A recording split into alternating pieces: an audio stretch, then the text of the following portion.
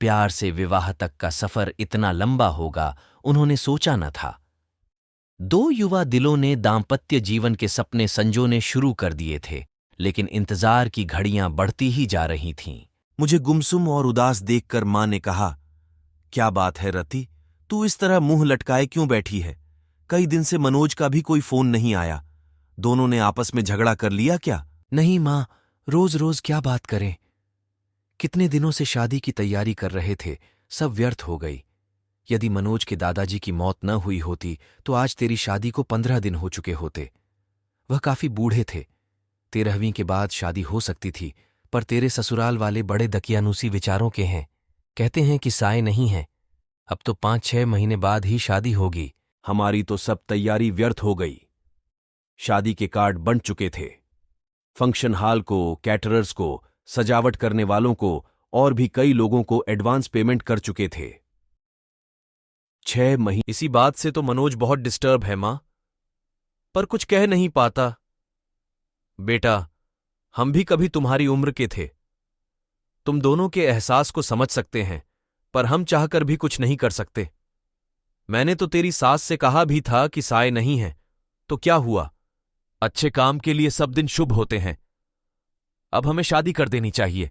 मेरा इतना कहना था कि वह तो भड़क गईं और कहने लगीं, आपके लिए सब दिन शुभ होते होंगे, पर हम तो साइयों में भरोसा करते हैं। हमारा इकलौता बेटा है। हम अपनी तरफ से पुरानी मान्यताओं को अनदेखा कर मन में कोई वहम पैदा नहीं करना चाहते। रति सोचने लगी कि मम्मी इससे ज्यादा क्या कर सकती हैं और मैं भी क्या करूं। मम्मी नर्सरी से इंटर तक हम दोनों साथ साथ पढ़े थे, किंतु दोस्ती इंटर में आने के बाद ही हुई थी। इंटर के बाद मनोज इंजीनियरिंग करने चला गया और मैंने बीएससी में दाखिला ले लिया था। कॉलेज अलग होने पर भी हम दोनों छुट्टियों में कुछ समय साथ बिताते थे। बीच में फोन पर बातचीत भी कर लेते थे। कंप्यूटर पर चैट हो जाती थी।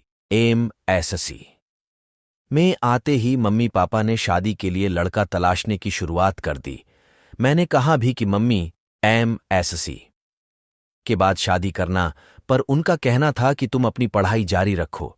शादी कौन सी अभी हुई जा रही है, अच्छा लड़का मिलने में भी समय लगता है। शादी की चर्चा शुरू होते ही मनोज की छवि मेरी आंखों में तैर गई थी।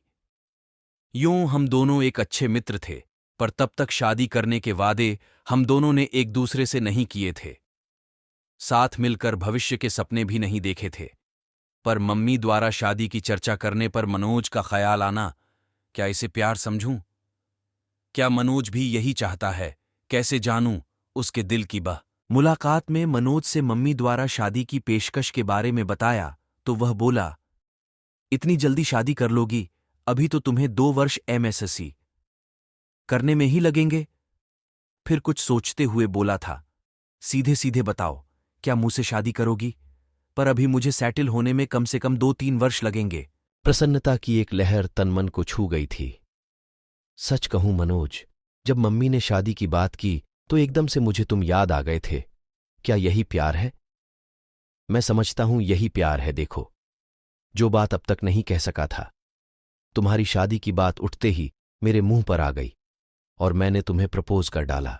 अब जब हम दोनों एक दूसरे से चाहत का इजहार कर ही चुके हैं, तो फिर इस विषय में गंभीरता से सोचना होगा। सोचना ही नहीं होगा रति, तुम्हें अपने मम्मी पापा को इस शादी के लिए मनाना भी होगा। क्या तुम्हारे घर वाले मान जाएंगे? देखो, अभी तो मेरा इंजीनियरिंग का अंतिम साल है। मेरी कैट की कोचिंग भी चल रही है, उसकी भी परीक्षा देनी है। वैसे हो सकता है इस साल किसी अच्छी कंपनी में प्लेसमेंट मिल जाए, क्योंकि कॉलेज में बहुत सी कंपनियां आती हैं और जॉब ऑफर करती है। अच्छा, ऑफर मिला तो मैं स्वीकार कर लूंगा और जैसे ही शादी की चर्चा शुरू होगी मैं तुम्हें कहूंगा